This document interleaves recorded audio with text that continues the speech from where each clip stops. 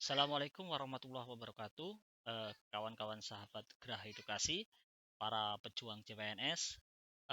Melalui video ini kita akan membahas tentang latihan TIU ya. Oke, nah seperti yang kita kepahami bahwa TIU ini ada dua bagian. Yang pertama adalah bagian numerik, yang kedua adalah non numerik ya. Jadi ada numerik dan non numerik. Tapi pada video kali ini kita akan bahas tentang TIU yang non numerik. Nah, di TIU yang non hitungan ini, kawan-kawan, setidaknya ada 4 jenis ya. Ada 4 jenis sesuai Permen Pan RB nomor 651 tahun 2023 ini ya kan. Yang pertama adalah ada tes analogi, subtes analogi, kemudian silogisme, kemudian analitik, dan yang terakhir adalah figural. Nah, yang harus dipahami kawan-kawan semua adalah bahwa eh, sub keempat subtes ini ternyata hampir dari 60 persen ya soal dari TIU ya. Jadi dari TIU itu 60 persennya adalah 4 sub ini dari 35 soal ya. Ada 35 soal TIU. Nah, kawan-kawan harus bisa memaksimalkan ya di bagian ini yang non hitungan ini agar nilai TIU kawan-kawan semua maksimal. Nah, bagaimana trik dan tipsnya agar kita bisa maksimal dalam mengerjakan subtes ini? Tentu kita harus memahami karakteristik dan tips trik per masing-masing sub. Oke, lanjut saja ya. Langsung saja kita ke tes analogi ya. Oke, ini saya hapus bentar. Oke. Nah, kawan-kawan di tes analogi ini kita harus tahu tujuannya dulu. Pertama adalah tujuannya mengukur kemampuan individu dalam bernalar melalui perbandingan dua konsep kata. Jadi di soal tes analogi ini ada dua konsep kata ya kan yang memiliki hubungan tertentu. Nah, ini sebagai kata kunci kawan-kawan ya. Jadi dua konsep kata itu memiliki hubungan tertentu, kemudian menggunakan konsep hubungan tersebut atau menggunakan hubungan tersebut pada situasi yang lain atau pada eh, kelompok atau pasangan kata yang lain. Nah, setidaknya kawan-kawan ada tiga jenis kombinasi soal dalam tes analogi ini. Yang pertama adalah ini kombinasi yang pertama. Oke, pasangannya seperti ini. Jadi di sebelah kiri sama dengan ada dua pasang kata yang lengkap ya, fiktif dan fakta. Kemudian di ini contoh aja ya, fiktif dan fakta. Kemudian di sebelah kanan sama dengan adalah berupa titik-titik. Nah, berarti kawan-kawan ini mencari pasangan kata yang kedua di sebelah kanan sama dengan ini. Dan tipe yang kedua adalah eh, di sebelah kiri sama dengan sudah lengkap pasangan katanya. Oke, tapi di sebelah kanan hanya satu. Nah, kawan-kawan mencari satu ini yang masih berupa titik-titik ini. Dan di tipe yang ketiga itu pada ruas kiri dan ruas kanan masing-masing hanya satu kata. Nah, berarti kawan-kawan harus mencari pasangan ini dan pasangan dari musyawarah ini di titik-titik ini dan pasangan dari lulus ini di ini. Tapi bisa juga hubungannya adalah loncat ya, hubungannya adalah loncat sama dengan gitu ya.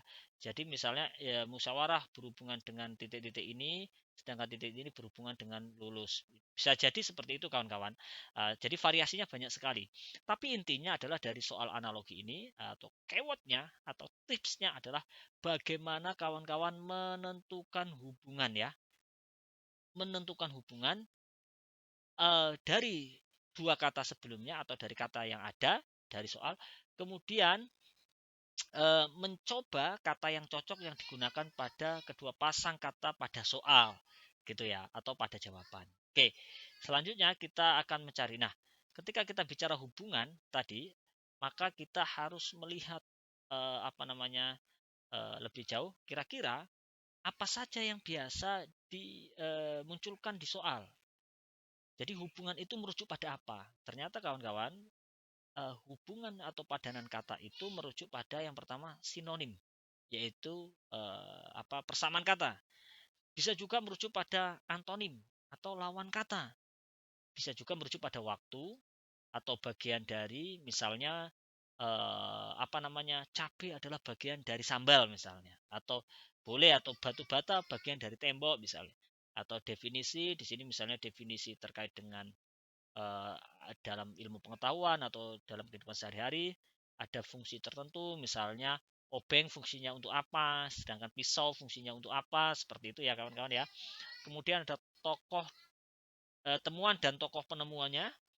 Kemudian ada istilah tertentu dalam bidang pengetahuan, kemudian ada sebab akibat, ada benda, alat dan fungsinya, benda makhluk hidup dan tempat habitatnya. Habitat ini bisa misalnya kaitan dengan habitat darat, air, udara, seperti itu kawan-kawan. Bagian unsur pembuat benda, ya kan. Urutan peristiwa misalnya datang itu sama dengan awal, pergi sama dengan akhir, dan ada juga ilmu dan bidang yang dikaji. Nah, ketika mengerjakan soal analogi kawan-kawan, jadi pikiran kita adalah pada hubungan-hubungan ini. Jadi soal kita ini eh, mana hubungannya di antara berikut ini? Bisa ini hanya sebagian, bisa jadi hubungannya merujuk ke hal yang lain kawan-kawan. Oke. Nah, itulah adalah seni kita bagaimana untuk mencari hubungannya itu. Nah, agar lebih jelas, kita akan coba bahas contohnya ya. Oke, kita akan lanjut ke contoh soal. Nah, oke, ini saya hapus dulu kawan-kawan. Oke. Nah, kita lihat setidaknya ada 4 contoh ini. Oke, tapi ini sudah agak ini ya, sudah agak hot gitu. Karena ini kadang-kadang walaupun sederhana tapi ini juga menjebak gitu kawan-kawan. Oke, misalnya contoh nih, eh, anjing titik titik, titik dua kera sama dengan udang titik dua titik titik titik. Oke, kawan-kawan, kita harus tahu hubungan anjing dan kera agar kita bisa mencari hubungan udang dan di antara salah satu dari opsi ini. Oke, nah kalau kita lihat anjing dan kera ini kalau dilihat habitatnya ya agak jauh gitu, dan mungkin kalau kita lihat eh, kalau bisa kita analisa itu bisa melalui pertama tingkah lakunya, bentuk fisiknya, atau organ tubuhnya, hal-hal yang unik seperti itu, atau habitatnya gitu ya. Kalau itu soalnya merujuk pada hewan gitu. Nah, kebetulan di sini coba misalnya anjing dan kera ini kerabatannya apa atau kesamaannya apa? Samaannya adalah atau hubungannya apa? Yaitu di sini mungkin kaitan dengan bagian tubuh khusus ya, sama-sama punya bulu misalnya. Bulu sebagai pelindung tubuh, sedangkan udang itu juga punya pelindung tubuh cangkang gitu. Kira-kira apa di antara jawaban ini yang sesuai? Kalau lebah dia tidak punya ya, jelas salah ini ya. Kalau serangga juga tidak punya, kaitan dengan udang jauh gitu. Ubur-ubur juga tidak, walaupun sama-sama di laut tapi ini mungkin tidak ada ya, kurang spesial gitu ya. Kalau cangkang, nah ini karena ini sama-sama hewan, ini juga harusnya sama-sama hewan. Cangkang ini kan bagian tubuh ya. Oke, jadi yang opsi yang mungkin adalah yang A, yaitu kerang ya. Berikutnya adalah soal nomor 2. Konspirasi titik 2 persengkongkolan. Sama dengan ekspansi titik titik. Kita yang pertama adalah yang kita lakukan adalah mencari hubungan konspirasi dengan persekongkolan ini kawan-kawan. Nah, kira-kira merujuk pada apa ini? Merujuk pada merujuk pada sinonim. Oke, sinonim ya, atau persamaan kata. Konspirasi sinonimnya persengkongkolan. Ekspansi sinonimnya, oke, kalau pendangkalan jelas bukan, peningkatan jelas bukan, pendalaman juga bukan. Nah, kira-kira mana ini di antara dua ini? Menyebar atau meluas? Oke, jadi yang kata yang paling tepat adalah perluasan. Oke, nanti bisa kawan-kawan cek di KBBI ya. Kemudian yang soal nomor 3, karet elastis. Karet itu benda, elastis itu sifat. Berarti ini hubungannya sifat ya. Oke, hubungannya adalah sifat kawan-kawan. Nah, berarti gajah itu benda, berarti merujuk ke sifat ya. Oke, ini bukan ukuran ya, elastis ini bukan ukuran tapi sifat. Nah, besar ini ukuran, berat ini ukuran, tinggi ini ukuran, hitam ini warna, sedangkan yang paling anu adalah kokoh, gitu ya. Oke, kemudian soal nomor 4 kawan-kawan, tumbuhan titik 2 matahari. Nah, tumbuhan hubungannya apa? tumbuhan membutuhkan matahari untuk fotosintesis. Oke, berarti matahari itu suplemen yang sangat vital. Manusia, suplemen paling vitalnya apa? Apakah makanan? Apakah vitamin D? Apakah oksigen? Apakah makhluk hidup? Atau hewan? Ya, kita sudah bisa merujuk. Kalau hewan bukan, makhluk bukan, vitamin D jelas bukan ya. Mohon maaf, bukan saya coret. Oke, gini ya X. Nah, antara oksigen dan makanan. Oke, mana yang paling tepat kawan-kawan? Yang paling tepat adalah oksigen. Kenapa? Karena matahari itu sebagai suplemen tambahan, tapi vital, wajib.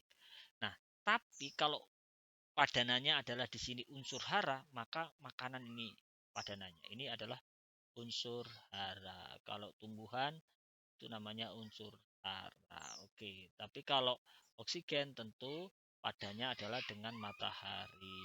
Oke, kalau bagi tumbuhan matahari, oke, kalau bagi manusia itu oksigen. Nah, itulah kawan-kawan eh, sedikit contoh terkait dengan bagaimana kita menjawab soal tes analogi.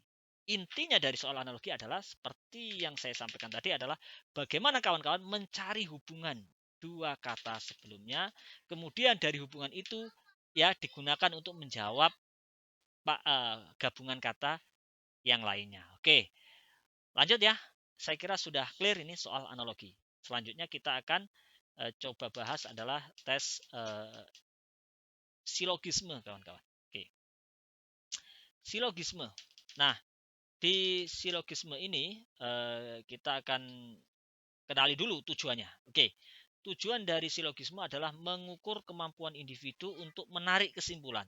Jadi menarik kesimpulan dari dua pernyataan atau lebih yang diberikan.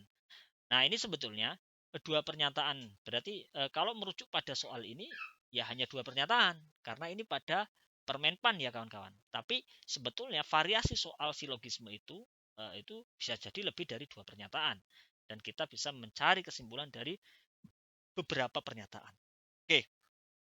Eh ininya detailnya adalah disajikan fakta-fakta dalam soal yang dapat berbentuk pernyataan, premis atau pernyataan atau proposisi ya.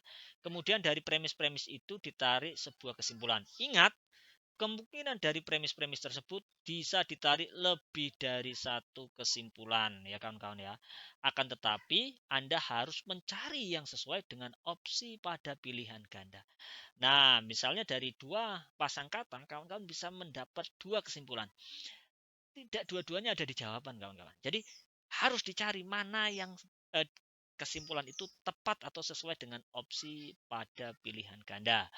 Oke, eh, di soal ini ini saya ada lanjut sini ya. Ada dua jenis atau ada dua tipe soal ya. Setidaknya ada dua tipe soal jenis silogisme ini yang sering muncul, ya kan? Yang harus kawan-kawan pahami, harus kawan-kawan tahu keywordnya atau tips-triksnya. Yang pertama adalah bentuk jika maka ya, jika maka. Nah, jadi nanti soalnya ada jika A maka B ya, atau di sini simbolnya jika P maka Q. P dan Q ini premis kawan-kawan atau kalimat atau pernyataan. Oke.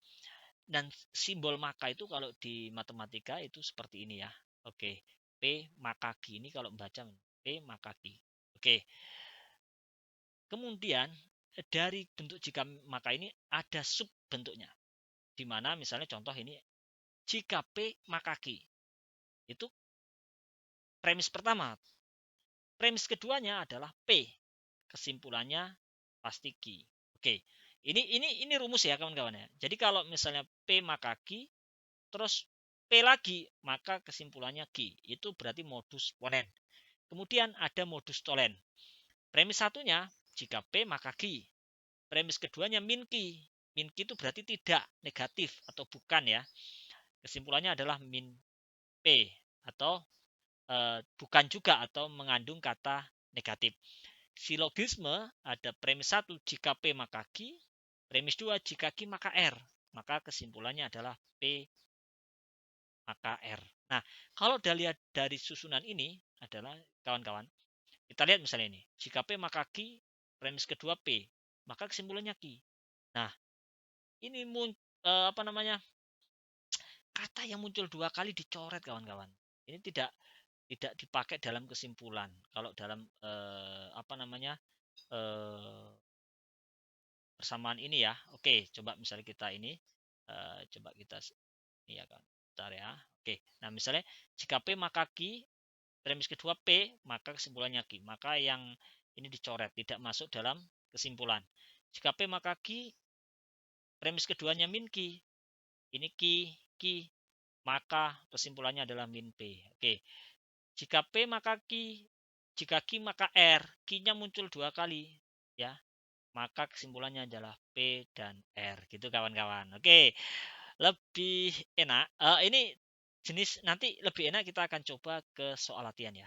Oke, kita akan coba. Yang berikutnya adalah jenis semua sebagian kawan-kawan. Oke, nah jenis semua sebagian ini sebenarnya nggak jauh beda dengan jenis jika maka ya. Ini juga terbagi menjadi tiga jenis premis dalam tipe ini, yaitu premis umum, premis yang mengandung kuantum universal dan ditandai dengan kata semua. Ya, ada premis partikular yaitu premis yang mengandung kata beberapa, sebagian, sementara dan ada. Jadi kalimatnya itu atau premisnya mengandung kata semua atau kata beberapa, ya kan? Sebagian, sementara atau ada. Nah, premis negatif adalah premis yang ditandai dengan kalimat negatif, yaitu terdapat kata tidak atau bukan ya. Selain kata tidak ada kata bukan kawan-kawan ya. Ini juga negatif. Dalam menarik kesimpulan, perhatikan aturan umum. Nah, ini ada aturan atau hukum umum sebagai berikut ya. Jika semua premis umum, ini jika semua premis umum, oke, maka kesimpulannya harus umum. Atau jika semua ketemu semua, maka kesimpulannya semua.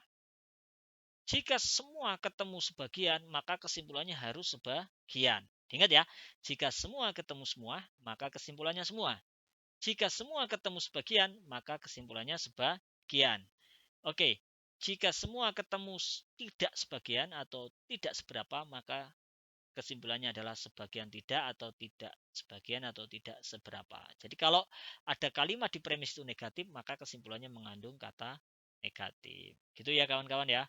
Oke, kemudian kita akan coba bahas di contoh soal. Oke, contoh soalnya sebagai berikut kawan-kawan. Misalnya di sini nih, kita punya soal dalam satu perjalanan makan, jika disajikan nasi goreng, nah jika disajikan nasi goreng, berarti nasi goreng ini P, oke, maka ayam goreng juga disajikan, oke, maka Q, ya kan ini sebagai Q ya. Jika ayam goreng disajikan, nah, ayam goreng disajikan itu berarti P lagi ya, oke, P, oh Q ya, mohon maaf, oke, maka buah-buahan juga disajikan. Nah, ini R ya. Oke, kalau kita tulis rumusnya gini berarti P1 premis 1 itu sama dengan gini. Oke. Jika P maka Q. Oke. Sedangkan kalimat kedua atau premis 2 itu apa? Jika Q maka R ya. R-nya adalah apa ini? Buah-buahan ya. Oke, maka kalau kita bisa narik kesimpulannya adalah gimana? Oke, maka kesimpulannya di ini adalah coret-coret jika P maka R. P-nya apa tadi? Nasi goreng, ya kan? Berarti jika nasi goreng, oke. Nasi goreng mana? Ini jika ayam goreng disajikan, ayam goreng. Nah, jika nasi goreng, oke. Artinya gini sebenarnya. Jika nasi goreng disajikan, maka buah-buahan juga disajikan. Oke. Tapi di sini kita lihat, ini A jelas salah. A salah, B salah. Yang D dulu ya, jika buah-buahan disajikan, maka ayam goreng juga disajikan. Tidak tepat. Jika buah-buahan tidak disajikan, maka nasi goreng tidak disajikan. Oke, nah sebetulnya kalau ini dibuat negatif, maka ini juga dibuat negatif. Kalau semuanya dibuat negatif ya. Jadi sebenarnya jika nasi goreng tidak disajikan, maka buah-buahan juga tidak disajikan. Jadi yang tepat adalah yang C. Yang E dibalik ini kurang tepat kalau jika R maka P ya. Jadi bisa kesimpulannya itu apa namanya P maka R, saya ulangi, atau min P maka min R ya. Oke, min R gitu ya, kawan-kawan ya. Oke, jadi sudah ini. Nah, terus kemudian adalah contoh semua dan sebagian. Nah, semua pengusaha membayar pajak. Berarti ini kata semua ketemu sebagian. Kalau semua ketemu ke sebagian, maka kesimpulannya adalah sebagian. Oke, semua pengusaha membayar pajak, sebagian pengusaha dermawan. Berarti sebagian pengusaha dermawan membayar pajak. Oke, di sini kita lihat sebagai pengusaha yang dermawan tidak membayar pajak. Pengusaha yang membayar pajak adalah pengusaha yang dermawan. Sebagian pengusaha membayar pajak tidak dermawan. Pengusaha yang dermawan membayar belum tentu membayar pajak. Jadi ini semuanya membayar pajak gitu kawan-kawan. Ya, semuanya membayar pajak. Tapi sebagiannya dermawan. Segini. Jadi dermawan plus membayar pajak. Ada yang tidak dermawan tapi membayar pajak. Ya. Jadi sebagian pengusaha yang dermawan tidak bayar pajak. Itu salah, jelas. Pengusaha yang membayar pajak ya adalah pengusaha yang dermawan. Tidak selalu karena ada sebagian yang tidak dermawan. Sebagian pengusaha pembayar pajak tidak dermawan. Ya, jadi boleh mengambil sebagian dermawan dan membayar pajak, bisa juga sebagian pengusaha membayar pajak tapi tidak dermawan. Oke. Jadi yang jelas adalah yang C gitu ya kawan-kawan ya. Oke. Jelas ya? Jadi kesimpulannya dua nih. Uh, sebagian dermawan plus sebagian ya pasti dermawan plus pajak atau sebagian ya tidak dermawan tapi bayar pajak. Nah, ini apa namanya kesimpulannya ada dua opsi ini dan ternyata yang ada adalah yang C gitu kawan-kawan. Oke, mungkin itu terkait dengan soal silogisme nanti kita akan di video selanjutnya mungkin kita langsung ke latihan soal ya kawan-kawan. Oke. Berikutnya adalah tes analitis. Nah, ini saya hapus dulu. Oke. Nah, di tes analitis ini tujuannya adalah untuk mengukur ya, untuk mengukur kemampuan individu untuk menganalisis informasi yang diberikan dan menarik kesimpulan. Jadi kita bisa informasi dan kemudian dari situ menarik kesimpulan. Nah, ada beberapa strategi yang dapat digunakan dalam menarik kesimpulan. Tapi intinya adalah di soal analitik ini adalah kawan-kawan harus membuat apa yang kita sebut sebagai ilustrasi ya. Jadi inilah strateginya utama, strategi umum. Nah, cuma ilustrasi yang harus kawan-kawan buat ini bentuknya berupa apa? Nah, di sini ada 3 jenis. Yang pertama itu bentuknya adalah dengan membuat ilustrasi berupa tanda sama dengan, lebih dari atau kurang dari. Nah, seperti inilah kira-kira.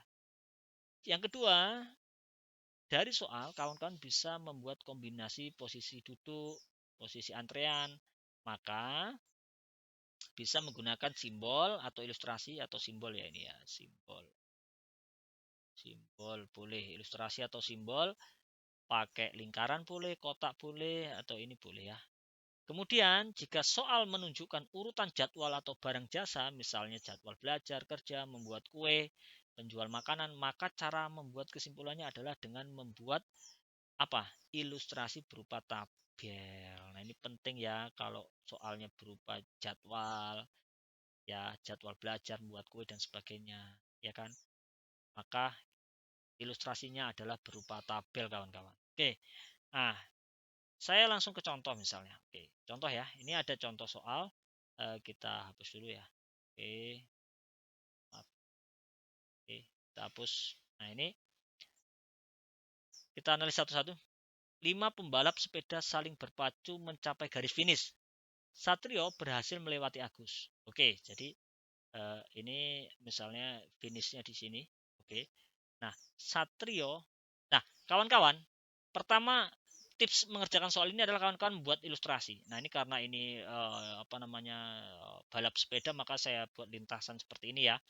Nah, Satrio berhasil melewati Agus, tetapi tidak pernah dapat mengejar Joko. Ya kan, Satrio melewati Agus. Sedangkan Amir gagal mengejar Tono, tetapi berhasil melewati Joko. Nah, berarti ada dua ini. Selain garis, kawan-kawan boleh juga misalnya gini. Satrio berhasil melewati Agus. Satrio melewati Agus. Berarti Satrio lebih cepat daripada Agus, tetapi tidak pernah dapat mengejar Joko, tapi kalah dengan Joko. Itu yang pertama. Sedangkan yang kedua, Amir gagal mengejar Tono, tapi berhasil melewati Joko. Jadi Amir ya kan itu bisa melewati Joko, tapi gagal mengejar Tono, gitu ya. Berarti kalau disatukan, berarti di sini adalah Amir, ya kan paling depan adalah Tono. Jadi kalau ditanya yang menempati urutan ketiga adalah berarti ini 1, 2, 3. Joko. Seperti itu. Jadi ilustrasinya bisa berupa garis, bisa berupa ini kawan-kawan. Intinya adalah kita membuat ilustrasi di soal yang ini. Oke. Paham ya kawan-kawan ya? Oke. Ah, kemudian kita lanjut ke tes figural ini ya. Karena waktu ini. Oke. Tes figural, ini jenis tes yang ketiga ya, tes figural. Yang keempat, mohon maaf ya. Nah, ternyata tes gambar ini juga memiliki pola hubungan tertentu. Ada 3 jenis pola, yaitu analogi. Jadi gambar itu memiliki hubungan analogi. Yang kedua adalah hubungan ketidaksamaan. Yang ketiga adalah serial, kawan-kawan. Nah, analogi tujuannya adalah mengukur kemampuan individu dalam bernalar melalui perbandingan dua gambar yang memiliki hubungan tertentu. Jadi sama dengan angka tadi kawan-kawan, ada dua gambar yang memiliki hubungan tertentu. Kemudian menggunakan konsep hubungan tersebut pada situasi yang lain, gitu ya. Jadi ada dua gambar, misalnya saya gambar ini ada dua gambar A, oke ini gambar B, ini memiliki hubungan. Kemudian kita mencari hubungan gambar yang berikutnya ya, ini C dengan D. Nah ini tipe soal analogi, ini juga ada hubungan gitu ya. Kemudian ada soal ketidaksamaan untuk mengukur kemampuan individu untuk melihat perbedaan beberapa gambar. Misalnya ada 5 gambar gitu ya.